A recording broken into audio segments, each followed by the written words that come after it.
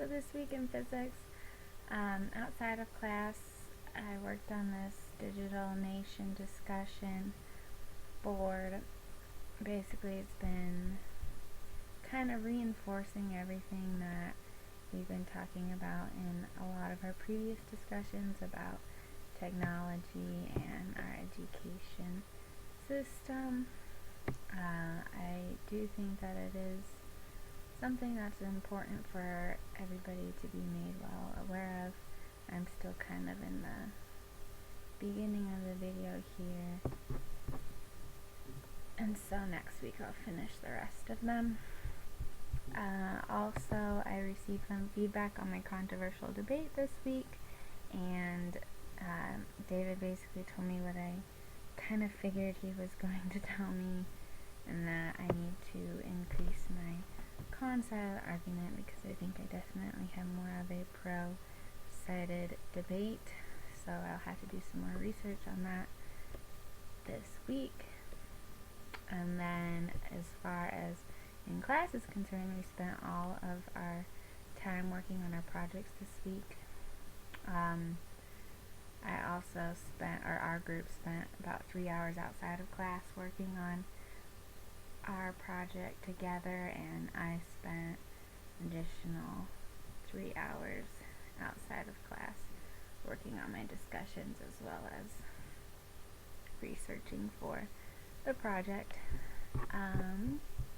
Basically, we were able to kind of make a condensed plan on what we were going to do. Last week we had kind of all this information and we didn't really know how to organize it, and we're still in the process of doing that, but right here we kind of, I think, summed it up pretty well.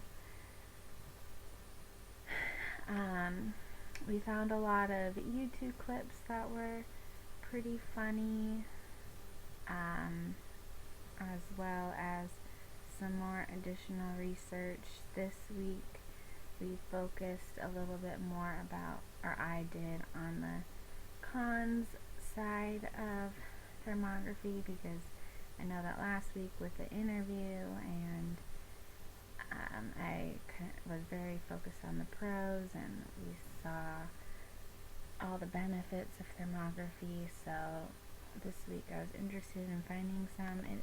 It is difficult to find research. I mean, I found a really old study done in the 70s about thermography, and so, you know, there's questions about whether it was done in the right environment, whether it was at the right temperature, but this study did show that thermography was not a great tool for detecting breast cancer in women, but now the technology is increasing, so it's important that we continue to do research on this new updated technology for thermography.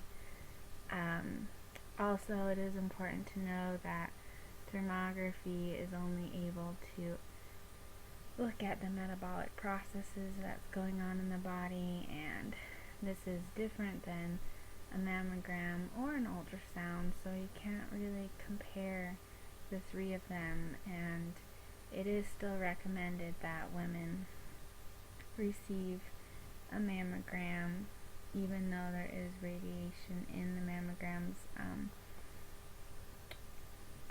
Thermography in itself is not FDA approved by itself to detect breast cancer. However, it is something great to do in addition to. I mean, it's non-invasive, and I really don't see the harm in performing thermal imaging scans. So this week we have to just kind of finalize our video a little bit better. We have all of the bits and pieces on Jill's screen, but we just need more transitions, and we need to edit in some of our voice overs and just more things here and there, and hopefully we will be done this week. That would be great.